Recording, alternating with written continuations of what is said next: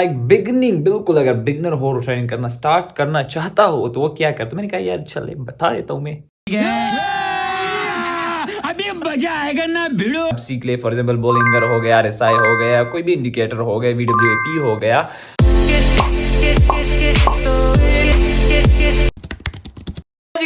के एक और व्लॉग देख रहे हैं आप यार। तो यार मुझे थोड़े से कमेंट्स भी आए थे और कुछ इंस्टाग्राम पर मैसेजेस वगैरह भी आई थी, रिक्वेस्ट यार। अच्छा हमें बताओ कि बिगनर्स क्या करें, क्योंकि अभी तक मैं जो ट्रेडिंग के बारे में बातें कर रहा था वो बातें थी अक्सर या तो बहुत ही जनरल थी या वो बातें थी जो ट्रेडिंग करता है तो उसे समझ में आए। बात तो सही है।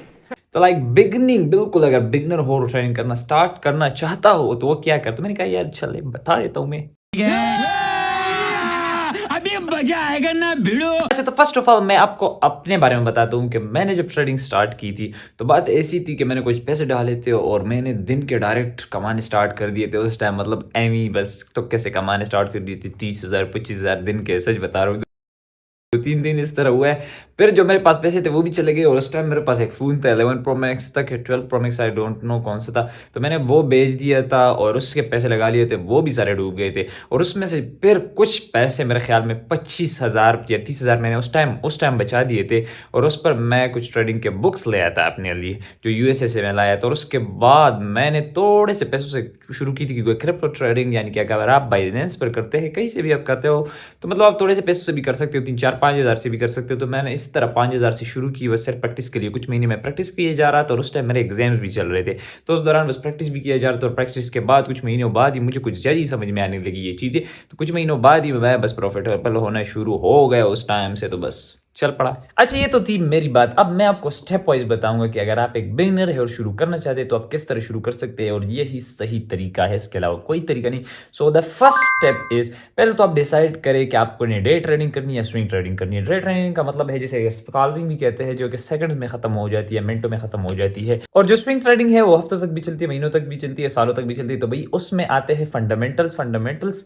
का भी आपको ख्याल रखना पड़ता है और टेक्निकल्स का भी ख्याल रखना पड़ता है। और डे ट्रेडिंग में टेक्निकल्स से काम हो जाता है। एंड आई वुड प्रेफर कि आप डे ट्रेडिंग करें। उसकी वजह ये है कि जो स्विंग ट्रेडिंग होती है यानी कि वो एक ऐसी बात है कि यार वो मैं मानता ही नहीं हूँ, मगर क्यों? बेसिकली वो बस जिसका लक हो तो वही चल जाता है। उसमें आप प्रेडिक्शन और ये किस तरह कर सकते हो, क्योंकि हफ्तों और महीनों में बहुत कुछ चेंज हो जाता है, टेक्निकल्स में भी और फंडामेंटल्स में भी। तो मैं तो उस बात को मानता ही नहीं हूँ। मुझे लगता है कि उस स्विंग ट्रेडिंग से जो कमाते हैं वो ज्यादातर बस उनके पास लक ही होता है, वरना नहीं कमाया जा सकता, क्योंकि इसमें बड़ा बड़ा सरमाया पड़ा होता है मुख्तलिफ मुल्कों से। यार आप क्या मुकाबला करोगे उनका, क्या करोगे मुकाबला? अब दूसरी बात यह है कि डे ट्रेडिंग में क्यों प्रेफर करता हूं, क्योंकि डे ट्रेडिंग में 80 to 90% यार 80% तो प्रेडिक्शन हो ही सकती है, क्योंकि मैं करता हूँ ना यार, कितना टाइम से किया जा रहा हूँ।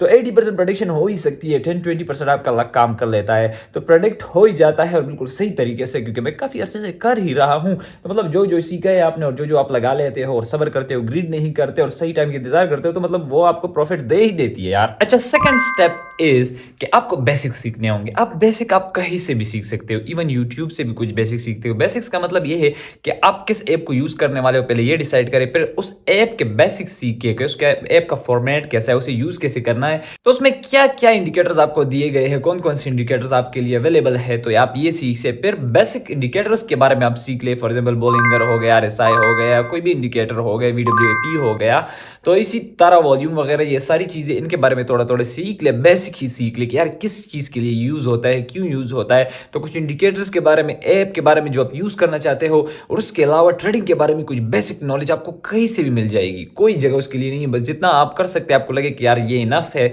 और साथ साथ आप और भी सीखते जाओगे एक्सपीरियंस से। अच्छा बेसिक नॉलेज सीखने के बाद अब फर्क यहाँ पर आता है कि उसे आपको अप्लाई करना है। अप्लाई के बगैर सब कुछ जीरो है। अच्छा अप्लाई कैसे करना है? आपने ज्यादा पैसे भी नहीं डालने, थोड़े भी नहीं डालने, बस मतलब थोड़े ही डालने, या 5,000 3,000 ये डाल ले और कई महीनों तक प्रैक्टिस करे, उसे अप्लाई करे। अच्छा अप्लाई कैसे करना है? हर एक इंडिकेटर के बारे में आपने जो सीखा, यूट्यूब में लोगों ने जो स्ट्रेटेजीज बताई है थोड़ी वो देख ले किस लिए यूज होते हैं। फॉर एग्जाम्पल अगर बॉलिंगर एक इंडिकेटर है तो अपर बॉलिंगर लाइन हो गई, मिड बॉलिंगर उसमें लाइन हो गई और लोअर बॉलिंगर हो गई। तो फॉर एग्जांपल आप जैसे यूट्यूब पर आप सर्च करेंगे तो आपको बताया जाएगा कि अपर बॉलिंगर टच होने से ये इंडिकेट होता है कि ये उस तरफ जाएगा, मतलब टच हो गए तो मतलब ये बहुत ज़्यादा इसका खदशा होता है इस बात का कि वो उस तरफ जाए। अगर अपर वॉल्यूम को टच हुआ तो अपर की तरफ, लोअर को टच हुआ तो लोअर की तरफ। उन चीज़ों को फिर आप उन महीनों में आपने अप्लाई कर रहे हैं, आपने देखना है कि वाकई ये बात होती है कि नहीं होती। और दूसरी बात, आपको ये भी महसूस होगा कि यार कई जगहों पर ये अप्लाई हो जाते, कई जगहों पर नहीं। तो आपने क्या करना है, आपने डिफरेंट इंडिकेटर्स को मिक्स करना है, डिफरेंट इंडिकेटर्स को एक साथ यूज़ करना है। मतलब RSI हो गए, बोलिंगर हो गए, कुछ लोग 4 इंडिकेटर्स को भी एक साथ यूज़ कर गए, 2 को भी, 3 को भी। पर कुछ इंडिकेटर्स को अगर आप एक साथ यूज़ करेंगे तो इसका ये फ़ायदा होगा कि आपको और कीनली पता लगेगा कि मतलब फॉर एग्जांपल अगर आप एक इंडिकेटर को यूज़ करेंगे, फॉर एग्जांपल RSI के बारे में ये मशहूर है कि 70 से ऊपर हो तो ओवर बॉट है और 30 से नीचे हो तो ओवर शॉर्ट है। फॉर एग्जांपल 70 से ऊपर हो तो पूरी दुनिया कहती है कि बस यार सेल लगाया करो। या आप देखेंगे कि यार कई बार आप सेल लगा लेते हो, फायदे में रह जाते हो, कई बार आप लगा लेते हो तो वो तो 90 तक भी चला जाता है और नीचे आता ही नहीं और बस जाते ही जाते। तो यार उस टाइम आप उनके साथ और जो इंडिकेटर्स होते हैं उनको जज किया करो, तो आपको कोई ना कोई रास्ता ज़रूर मिल जाएगा कि जिसमें 2-3 इंडिकेटर्स आपको इशारा देंगे कि यार ये ठीक है। 80 to 90% आपको बताएंगे कि यार ये जगह ठीक है सेल करने के लिए या बाई करने के लिए। अब स्टेप नंबर 4 ये है कि ये बात याद रखें, मैंने अभी तक बहुत ही रेयरली और यूज़ भी करता हूँ पर बहुत ही कम, जो ट्रेडिंग जो ग्राफ्स के शेप्स होते हैं, अक्सर आपने बुक्स देखी होंगी, यूट्यूब वीडियोज़ देखी, ये शेप हो जाए तो इसका ये मतलब होता है, और कुछ कैंडल्स वगैरह होती है, तो ये मैं यूज़ नहीं करता। मतलब करता हूँ पर कुछ हद तक। और बात याद रखिए, ये मेरी बात याद रखिए कि ये जो कैंडल्स होती है ना, कैंडल्स टाइमिंग्स होती है, अब मैं आपको समझा रहा हूँ पर कुछ बातें आपको समझ में नहीं आएंगी सिर्फ सुनकर। ये आप जब अप्लाई करेंगे, आप थोड़े से ऐप यूज़ करेंगे जो भी आप ये यूज़ करना चाहते हैं, तो ये सारी बातें फिर आपको मेरी समझ में आएंगी। ये बात याद रखिए। मैं ये बताना चाह रहा था कि ट्रेडिंग में टाइमिंग का बहुत बड़ा रोल है, ये बात याद रखें। मतलब जो डे टाइमिंग या नाइट टाइमिंग जो होती है ना, इसका बहुत बड़ा रोल है। ये मेरी बात, ये मैं आपको एक हिंट दे रहा हूँ, याद रखिए। ये मैंने खुद देखा और मैं अभी तक करता आ रहा हूँ। मतलब कुछ शेप्स, कुछ कैंडल्स किसी वक्त पर अप्लाई होती है और हमेशा सारी उम्र होती जा आ रही है, और कुछ टाइमिंग्स पर वो अप्लाई होती ही नहीं है। जैसे कि फॉर एग्जांपल पाकिस्तानी 7 बजे के बाद तकरीबन मार्केट खुलता है ना, क्योंकि यूएसए में सुबह के 9 बजे हो जाते हैं तो मार्केट खुलता है, तो उस टाइम ये कैंडल्स वगैरह ज़्यादातर काम नहीं करती। तो बेसिकली मेरे कहने का मतलब ये है कि ट्रेडिंग में टाइमिंग्स का बहुत बड़ा रोल है, टाइम का बहुत बड़ा रोल है। तो यार यही कुछ टिप्स थी और यही कुछ गाइडेंस थी, आप इस पर चलेंगे तो आपको बहुत सी चीज़ें क्लियर होंगी। तो भाई ये कुछ टिप्स थी और ये कुछ बिगनर्स के लिए थी, यानी कि आप ट्रेडिंग स्टार्ट करना चाहते हो तो इन बातों पर अमल करें, और उसके बाद इंशाल्लाह मुझे वक्त मिलेगा तो मैं और वीडियोस इस पर बनाता जाऊंगा और आपको समझ में आएगी। पर ये बात आपको तब समझ में आएगी कि आप एक ऐप को डिसाइड करेंगे, ट्रेडिंग को डिसाइड करेंगे कि यार हमें डे ट्रेडिंग करनी है, और फिर एक ऐप को डिसाइड करेंगे, फिर उसे यूज़ करेंगे। तो ये सारी बातें आपको हलवे की तरह समझ में आएगी मेरी, कि आपने क्या कौन सी चीज़ कैसे यूज़ करनी है। तो अब यार यहाँ तक पहुँच जाओ तो आपके लिए बहुत ही ज़्यादा रास्ते खुल जाएंगे। तो यार आप मुझे इजाज़त दीजिए, अपना ख्याल रखें एंड अल्लाह हाफिज़।